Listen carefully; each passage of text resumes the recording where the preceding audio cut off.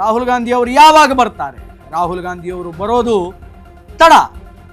ಆದರೆ CM ಸುಮ್ಮನೆ ಕೂತಿಲ್ಲ. 18 ಸಂಭಾವ್ಯ ಸಚಿವರ ಪಟ್ಟಿ ರೆಡಿ ಮಾಡಿಕೊಂಡು ಈಗ DK ಶಿವಕುಮಾರ್ ಕುಳಿತುಕೊಂಡಿದ್ದಾರೆ. ಜಾತಿ, ಸಮುದಾಯ, ಪ್ರಾದೇಶಿಕವಾರು ಲೆಕ್ಕಾಚಾರಗಳನ್ನು ಹಾಕಿ ಪಟ್ಟಿಯನ್ನು DK ರೆಡಿ ಮಾಡಿದ್ದಾರೆ. ಸಾಕಷ್ಟು ಅಳೆದು ತೂಗಿ ಪಟ್ಟಿಯನ್ನು ರೆಡಿ ಮಾಡಿರುವಂತಹ DK ಶಿವಕುಮಾರ್ ಯಾವಾಗ ಸಂಪುಟ ವಿಸ್ತರಣೆ, ಎಷ್ಟು ಜನರಿಗೆ ಸಂಪುಟ ಯೋಗ ಅನ್ನುವಂತಹ ಪ್ರಶ್ನೆ ನಿರಂತರವಾಗಿ ಕಾಡ್ತಾ ಇದೆ.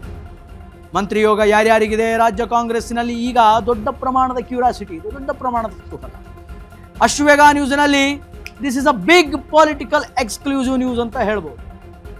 ಯಾವಾಗ ಸಚಿವ ಸಂಪುಟ ರೆಡಿ ಆಗುತ್ತೆ, ರಾಹುಲ್ ಗಾಂಧಿ ಬರೋದು ತಡ ಆಗುತ್ತೆ ಅನ್ನುವಂಥದ್ದು ಎಷ್ಟು ಸತ್ಯವೋ, ಒಂದು ಕಡೆಯಲ್ಲಿ DK ಶಿವಕುಮಾರ್ ಅವರು ಸುಮ್ಮನೆ ಕುಳಿತುಕೊಂಡಿಲ್ಲ, ನಿರಂತರವಾದಂತಹ ಕೆಲಸವನ್ನು ಮಾಡ್ತಾ ಇದ್ದಾರೆ.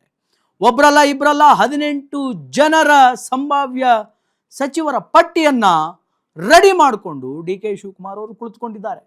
ಜಾತಿವಾರು, ಪ್ರಾಂತವಾರು, ಹೀಗೆ ಅನೇಕ ಲೆಕ್ಕಾಚಾರಗಳನ್ನು, ಕ್ಯಾಲ್ಕುಲೇಷನ್ಸ್ಗಳನ್ನು ಮಾಡಿ ತೂಗಿ ಅಳೆದು ಒಂದಿಷ್ಟು ನಾಯಕರ ಹೆಸರನ್ನ, 18 ಜನ ನಾಯಕರ ಹೆಸರನ್ನ ರೆಡಿ ಮಾಡಿಕೊಂಡು DK ಶಿವಕುಮಾರ್ ಅವರು ಸಜ್ಜಾಗಿ ಕುಳಿತುಕೊಂಡಿದ್ದಾರೆ.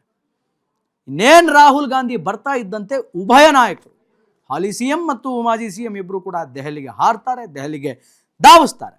ಸೊ ದೆಹಲಿಗೆ ಹೋದ ನಂತರ ಅಲ್ಲಿ ಎಕ್ಸಾಕ್ಟ್ ಆಗಿ ಡಿಸೈಡ್ ಆಗುತ್ತೆ ಯಾರು ಮಂತ್ರಿಗಿರಿಯ ಒಂದು ಪದವಿಯನ್ನು, ಕುರ್ಚಿಯನ್ನು ಏರ್ತಾರೆ ಅಂತ.